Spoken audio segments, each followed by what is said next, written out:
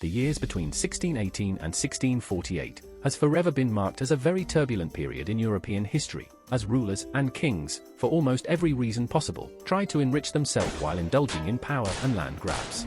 The 30 Years' War, that raged in Europe during this time, has historically been viewed as a war between Protestants and Catholics. The truth is, however, a little more complex. Through the war propaganda, religion was a relatively rewarding topic to bring forth as claim to start wars.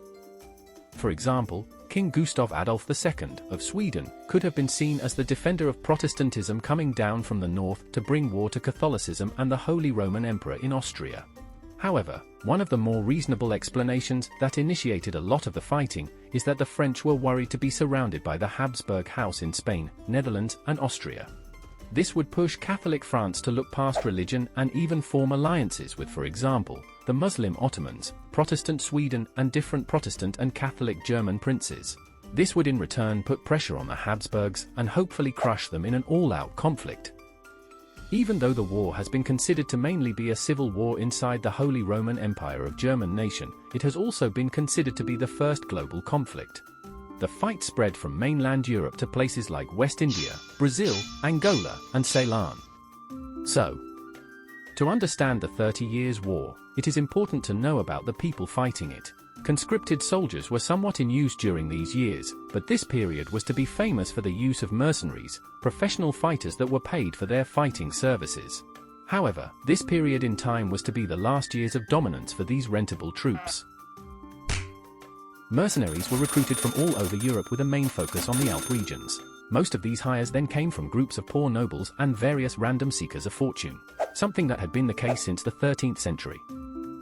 As a side note, a popular old term for mercenaries during this time was the word landsknecht, which simply translated into servant of the land. And with their pikes, swords, and guns, the landsknecht served and killed for those that could pay them. Regrettably for many inhabitants in the warring countries, when the battles actually had ended, the mercenaries saw it more profitable to continue fighting and pillaging instead of going home to their often poor farms and plague-ridden villages. Shouldn't you go home now? No. As well as posing a problem when the warring ended, the landsknecht armies could also be difficult to control during the war. If the payday didn't happen, they could plunder the countryside and possibly even change which side they were fighting for. Paid soldiers tended, however, to be more loyal to employers they had served for a while, and would thus be seen as a precursor to modern standing armies. Beside the soldiers, most armies usually had a long tail of families, merchants, beggars, and other traveling folk that would follow the troops around on their marches, together with all the army essentials. The sheer size of these groups would almost make them comparable to small traveling towns. Important to mention moving forward. No matter whoever were fighting in the wars, mercenaries, conscripts, prisoners, etc., a lot of the local populations and defenseless people around in Europe had to pay a huge price when it came to plundering and ravaging soldiers. About 5 million people died just in Germany, which was about 1/4 of the population at that time. Some villagers tried to defend themselves, and some commanders tried to keep their forces in check, but this was far from common when the war also often was meant to sustain itself. There were definitely no shortage of human suffering during this period.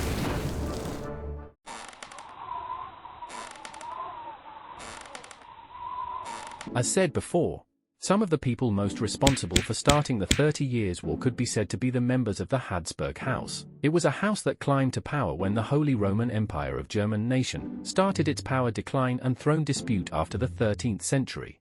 The empire would from the second half of the 14th century be a divided realm with the Habsburgs, Luxembourgs, and Wittelsbaches as the main houses fighting for the throne. During this period it was mainly from these houses the next German king was chosen by the 7 prince-electors, which basically was 7 of the most powerful nobles and archbishops in the empire. The king could afterwards be further crowned by the Pope and become the Holy Roman Emperor. As another side note, besides from the lands controlled by the major houses and the prince-electors, the empire was also divided into a lot of smaller land areas, that each in turn was ruled by princes, bishops, commoners and peasants, counts, knights, dukes, trade organizations, etc. All these rulers could under certain circumstances come together during the so-called Reichstag to discuss foreign and domestic matters, which often was quite anticlimactic. Could we please make a decision? We have been discussing for several days. No! So, continuing. The Habsburg family, who came to later rule the Holy Roman Empire for several hundreds of years, firstly established their center of power in Austria in the 13th century.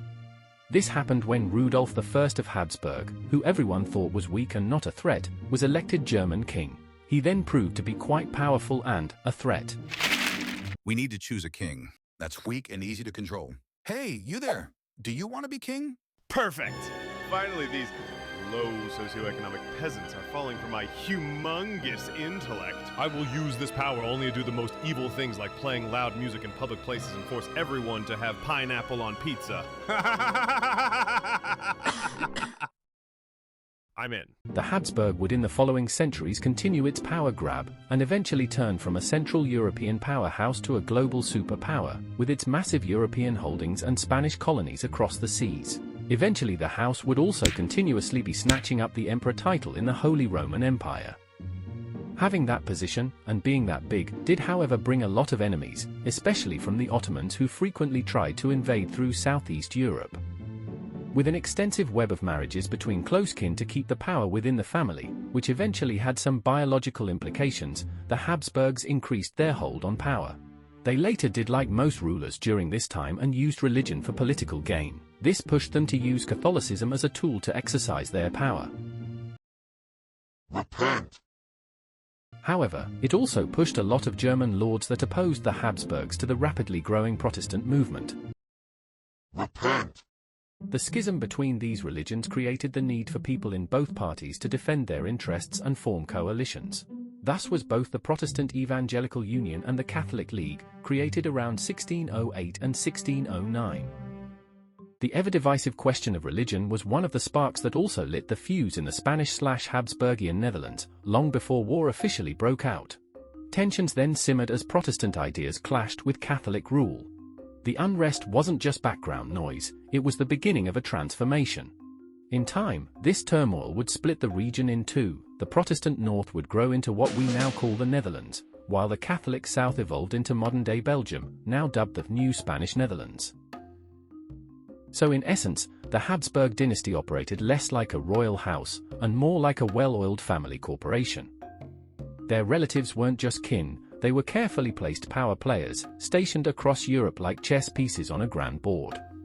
And they wielded the Catholic faith not only as a belief, but as a strategy. So through marriage and piety, the Habsburgs didn't just rule, they managed a continent. And among all the Habsburgs who left their mark on history, one name casts a particularly long and turbulent shadow. Ferdinand II, the Austrian ruler and Holy Roman Emperor.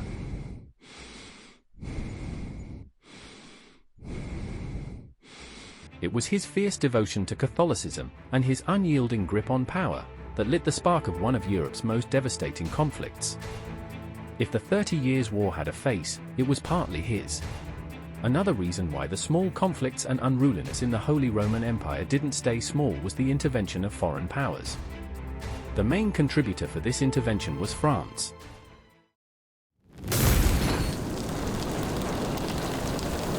Since their defeat in the beginning of the 16th century against the Holy Roman Empire in Pavia, which then also led to the sack of Rome, France had been trying to sponsor the enemies of Habsburg to weaken their claims. This would ultimately lead France to become one of Europe's leading superpowers. France had through the second half of the 16th century been quite a divided country, where a lot of fights between mainly the Catholics and the Protestant Huguenots had been taken place. When the First Huguenots' War broke loose, no less than 8 consecutive wars raged between the year 1560 and 1600. Everything started, during and after this period, to become quite messy, where Spain began to support the Catholics, and England started to support the Protestant Huguenots, and one of the Catholic nobles became so powerful that the French Catholic king created an alliance with the Protestant Huguenots, who killed the nobleman, and later whose friends killed the French king. The now not-so-alive French King Henry IV did manage during his reign to put France back on track and rebuild after these religious wars. His son, the now Louis XIII, who also would be remembered as the king in the story of the Three Musketeers, would when he came of age in the year 1617, retake the ruling of the kingdom by force from his regency government, which also included his mother, Marie de Medici. His rule would last almost the full length of the 30 Years' War, and under which he stripped the Huguenots from the last of their power. King Louis simultaneously also allowed Armand-Jean du Plessis, more known as Cardinal Richelieu, to gain more power. Richelieu originally came from low noble birth and had made his career starting in the military and advancing to bishop and then to cardinal and lastly becoming prime minister and duke. He was now allowed to handle most of the political issues inside and outside the kingdom. His main goal was now to centralize the power in France and crush the Habsburgians. This would lead to a lot of founding going to the enemies of Habsburg and instigating the following war. So if Ferdinand II was a part of the face of the war, then Richelieu could with some arguing be said to be the other part. Some of the most surprising things in the upcoming war was the Scandinavian participation. Both Denmark and Sweden were in the beginning of the 17th century not the same poor monarchies that they used to be. Both Christian IV and Gustav Adolf II had more power and financial muscles than their predecessors. This was especially true for Denmark, who was keeping the Swedish fortress Alvsborg hostage for ransom and controlled the toll over the Øresund. You'll have to pay the toll! What? You'll have to pay the toll! What? You'll have to pay the toll! What?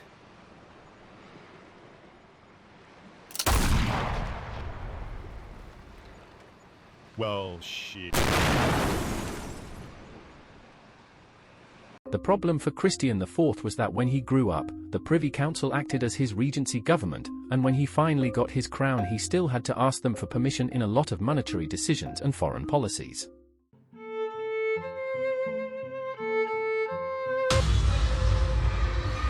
Afraid of spending money and prioritizing the peace, the Privy Council both opposed joining the warring on the continent and modernizing the Danish army. So when Christian finally got to join the war, the Danish army was lagging behind in modernity. Especially to its biggest rivals, the Swedish, which the Danish had just a few decades earlier almost outclassed.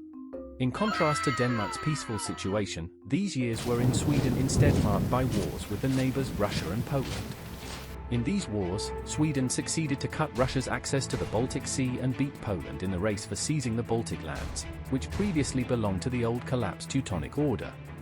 During the beginning of the 17th century, Sweden did also have a quite skillful leadership in both the King Gustav Adolf II, who ascended the throne in year 1611, and in the more than capable Lord High Chancellor Axel Oxenstierna, who skillfully managed the country's finances, including provisions for the Swedish army and fleet during wartime.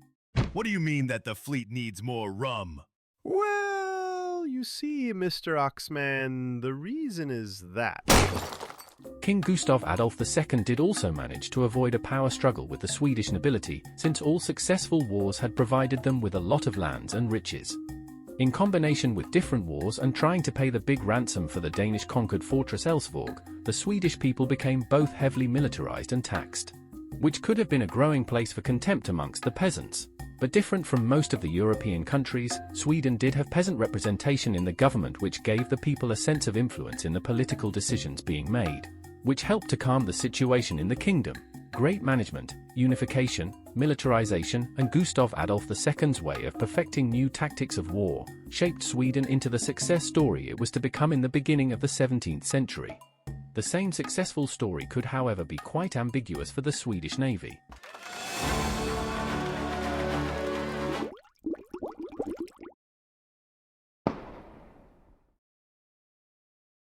Looking further south in Europe, the situation could be described fragile at best. In the southeast, the Ottoman Empire was constantly nibbling at the Polish and Habsburgian borders while occupying the bigger part of Hungary.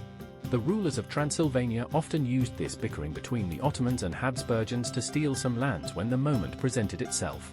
Other southern arenas for conflict was the Habsburgian-controlled Iberian Peninsula. The whole place was a conglomerate of different kingdoms which was joined together, sometimes forcefully, by the Castilian ruler Philip II. This union was anything other than a cohesive bunch.